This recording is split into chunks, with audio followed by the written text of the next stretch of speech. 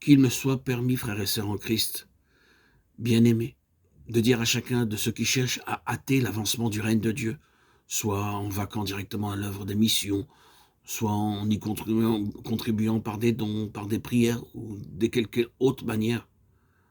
Courage. Frères et sœurs et bien-aimés en Christ, courage. Après avoir entendu au pied du trône de Dieu, avoir reçu le baptême de l'Esprit, les premiers disciples se mirent en route pour Antioche. Là, ils s'arrêtèrent, jeûnèrent et prièrent pour être ensuite envoyés à Rome et bien au-delà encore. Frères et sœurs bien-aimés, apprenons donc d'eux le secret de leur force, que tout ami des missions, que tout ouvrier dans le champ des missions commence donc par chercher à être rempli de cet esprit divin qui fait des missions son œuvre à lui. Témoignons hautement que l'Église et le monde ont besoin de croyants qui soient animés de l'Esprit et de la présence de Christ, et qui le prouvent par leur vie. Que ces croyants-là se réunissent ensemble, dans l'antichambre de leur roi pour attendre, comme jadis les disciples à Jérusalem, pour vaquer et jeûner comme plus tard les disciples à Antioche. Aujourd'hui, comme autrefois, l'Esprit descend d'en haut avec puissance. C'est lui qui appelle et qui décide à partir. Toujours, il est prêt à convaincre de péché, à faire connaître Jésus, à amener par milliers les pécheurs à ses pieds. Il nous attend. Attendons-nous à lui, qu'il soit le bienvenu en nous. Oh Dieu, tu as envoyé ton Fils pour être le sauveur du monde.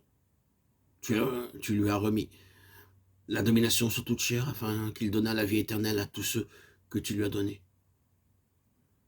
Tu as aussi répandu ton esprit sur toute chair, chargeant tous ceux qui l'ont reçu de faire connaître à d'autres cette grâce merveilleuse.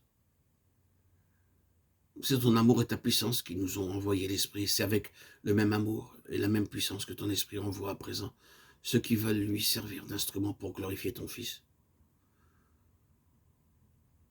Nous te bénissons de nous avoir donné ce divin salut.